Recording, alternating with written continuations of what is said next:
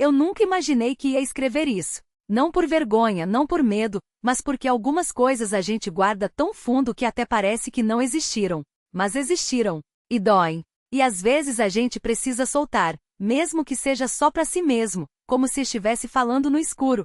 Tudo começou num domingo de manhã, daquele jeito que a gente nem desconfia que a vida vai virar de cabeça para baixo. Eu tinha acabado de chegar na congregação, ainda com o cheiro de café na roupa, porque minha mãe sempre fazia questão que a gente tomasse café antes de sair. Não se vai para casa do Senhor de barriga vazia, ela dizia. Eu tinha uns 16 anos, magro demais, com aquela camisa social que meu pai tinha comprado no brechó da igreja e que sempre ficava grande em mim. O salão já estava cheio, os irmãos cantando aquele hino que todo mundo conhecia de cor, asterisco, glória a Deus nas alturas, paz na terra, boa vontade para com os homens, asterisco. Eu gostava daquele momento, sabe? Aquela sensação de que tudo estava no lugar, que a gente estava ali por algo maior. Foi nesse dia que conheci o irmão Paulo. Ele não era como os outros cooperadores, aqueles homens sérios de terno engomado que só falavam quando era para dar um testemunho ou fazer um anúncio. O irmão Paulo era alto, tinha as mãos grandes e sempre parecia que estava prestes a sorrir, mesmo quando não sorria. Ele trabalhava na construção civil, e nas reuniões de jovens contava histórias dos canteiros de obra que faziam a gente rir até doer a barriga. Um dia, menino, um cara furou o dedo com um prego e não sentiu nada. Só quando viu o sangue é que gritou. Aí eu falei, isso é fé, irmão. O corpo obedece à mente, ele dizia e todo mundo ria. Eu achava ele o máximo. Com o tempo, ele começou a me chamar para ajudar nos trabalhos da igreja. Não era nada demais, arrumar cadeiras, limpar o salão, levar caixas de doações para a casa dos necessitados. Uma vez, ele me levou para ajudar a construir um quarto nos fundos da casa de uma irmã que morava num barraco de madeira. Chovia, a lama grudava nos pés, e a gente ria porque parecia que estava mais sujo do que construindo. Isso aqui é obra de Deus, meu filho, ele falava, passando a mão no cimento. Eu acreditava nisso. Acreditava nele. Foi nessa época que ele me contou sobre os filhos. Não foi num momento solene, não. A gente estava voltando de uma entrega de cestas básicas, no carro velho da igreja, e ele simplesmente falou, eu tenho 2 meninos, sabia?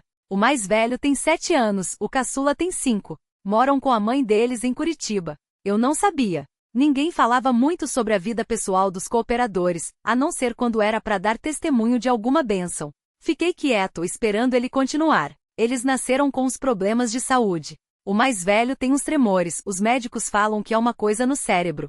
O pequeno respira mal, precisa de aparelho para dormir. Ele olhou para frente, como se estivesse enxergando alguma coisa longe demais. Mas Deus é fiel. Eles vão sarar. Eu não entendi direito na hora. Perguntei se ele ia vê-los logo, e ele só balançou a cabeça. Quando Deus permitir. Por enquanto, meu lugar é aqui servindo. E mudou de assunto. Eu não insisti. Os meses passaram, e o irmão Paulo foi subindo na congregação. Virou responsável pelos jovens, depois pelos cultos de doutrina.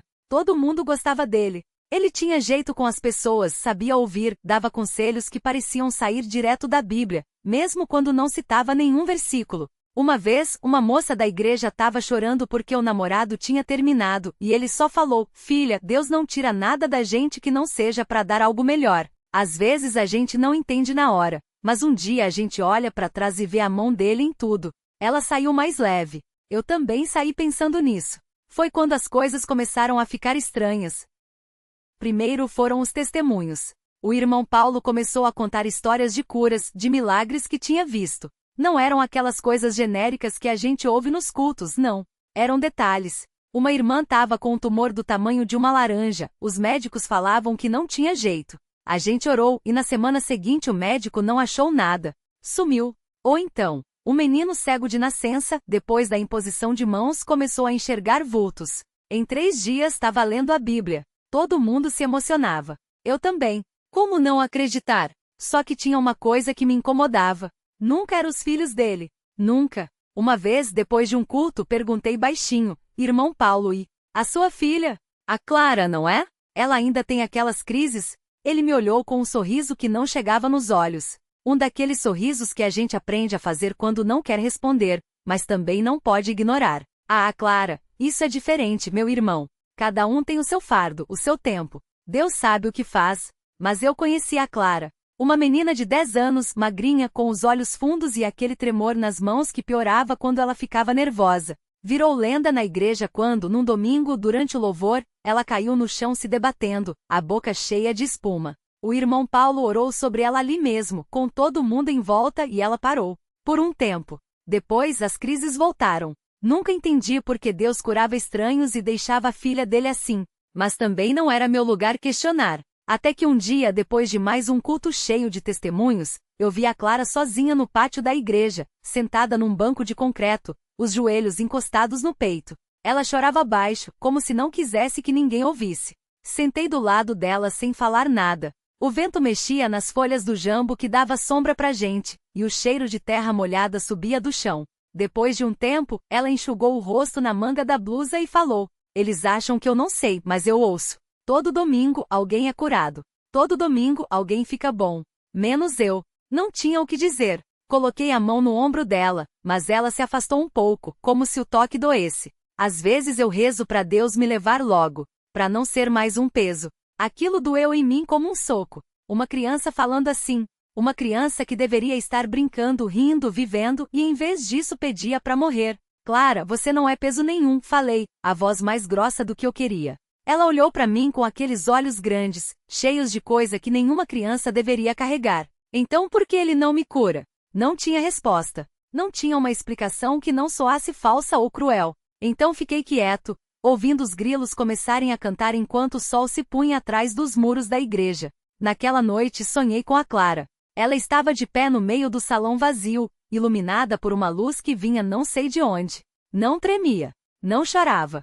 Só olhava para mim séria e falava: "Asterisco, você sabe que é mentira, não sabe?" Asterisco. Acordei suado, o coração batendo forte. O irmão Paulo tinha razão. Cada um carrega o seu fardo. O meu naquele momento era a dúvida.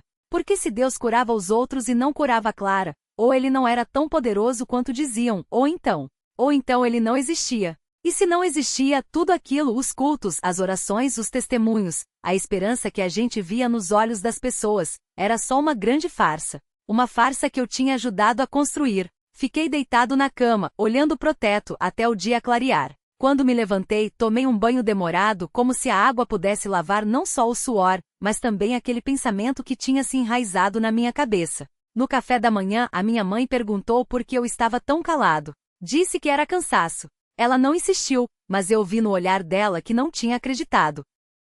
Cheguei cedo na igreja naquele domingo. O irmão Paulo já estava no púlpito, ajustando o microfone, enquanto os músicos afinavam os instrumentos.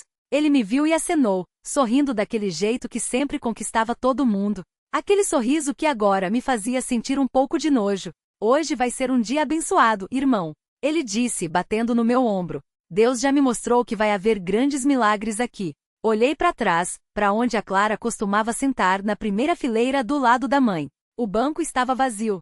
"Cadê a Clara?" perguntei, tentando disfarçar a tensão na voz. O sorriso dele vacilou por um segundo. "Ela não vem mais aos cultos. Os médicos disseram que bom, que é melhor ela evitar aglomerações. Por enquanto. Por enquanto. Como se fosse algo temporário.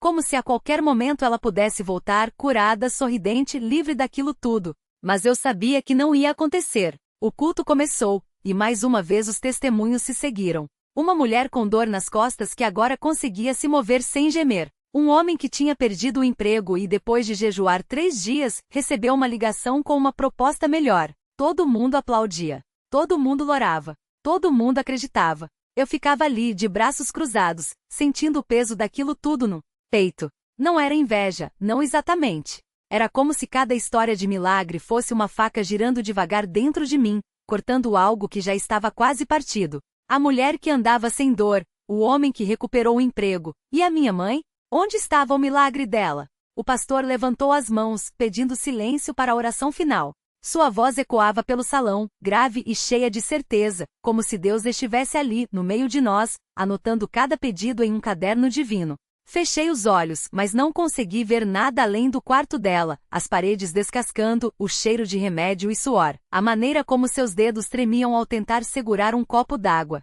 Asterisco, Senhor, abençoa cada um aqui presente, asterisco. Mordeu a boca por dentro até sentir o gosto de ferro. Se Deus estava ouvindo, por que ela ainda tossia sangue na pia do banheiro? Por que os médicos olhavam para mim com aquela pena disfarçada de profissionalismo quando eu perguntava se tinha esperança?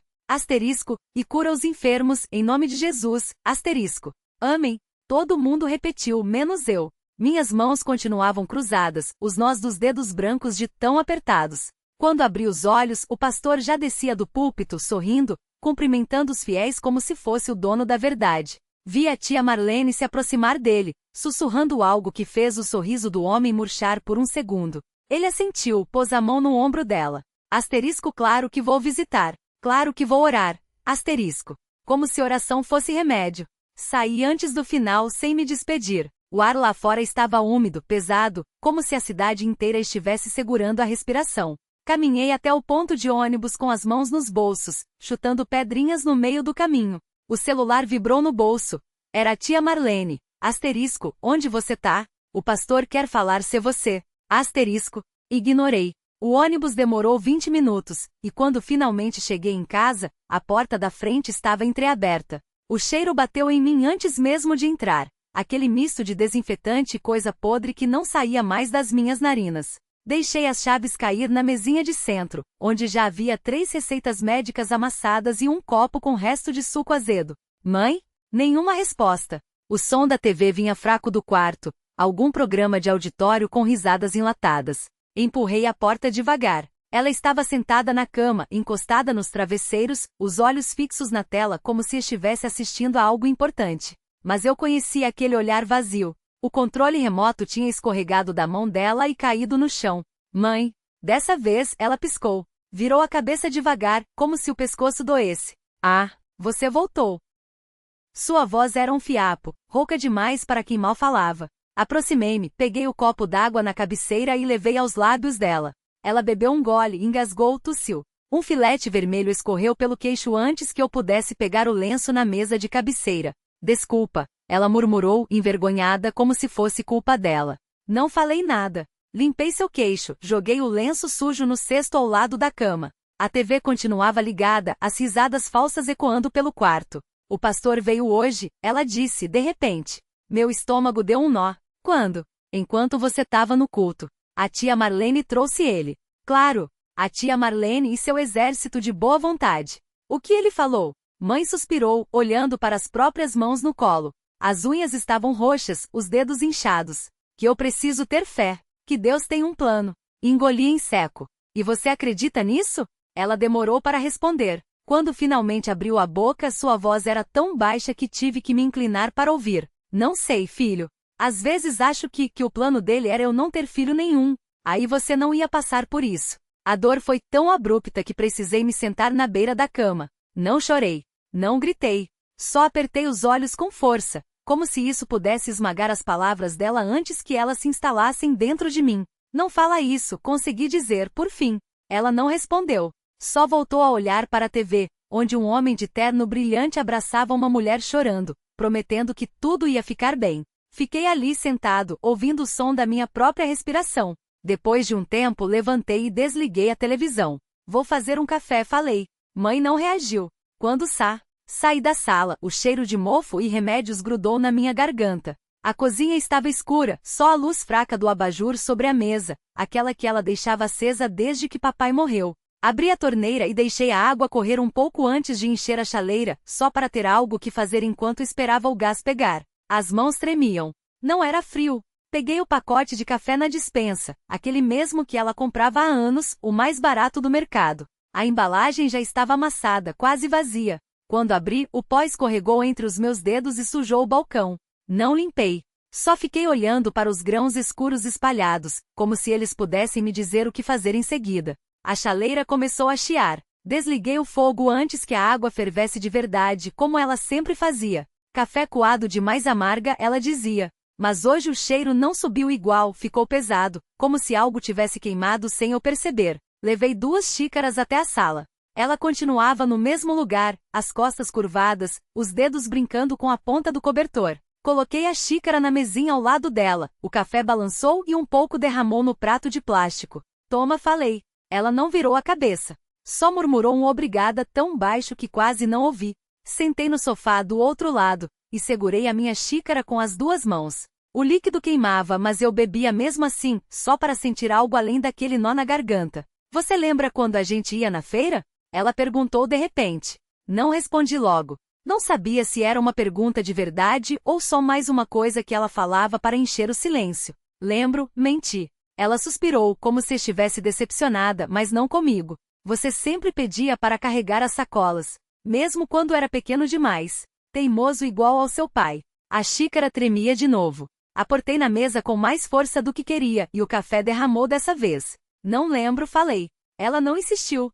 Só pegou a sua xícara, soprou sem beber, e voltou a olhar para a parede onde a TV tinha ficado. O reflexo dela na janela escura parecia uma estranha, uma mulher que eu não conhecia direito. Ficamos assim até o café esquentar.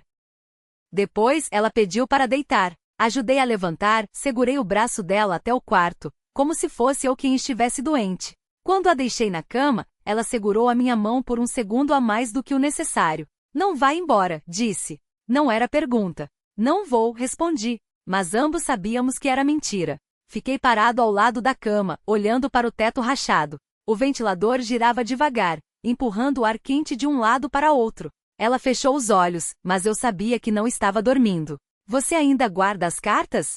Perguntou de repente a voz rouca. Não precisei perguntar quais. As do meu pai, amareladas e cheias de erros de português, que ela tinha escondido no fundo da gaveta da pôster. Cartas que eu nunca respondi. Não, menti. Ela abriu os olhos, só um pouco, como se pesassem demais. Não discutiu. Só virou o rosto para a parede, onde a tinta descascava em lascas finas como casca de cebola. Às vezes acho que você tem medo de ser feliz, murmurou. Não respondi, porque era verdade.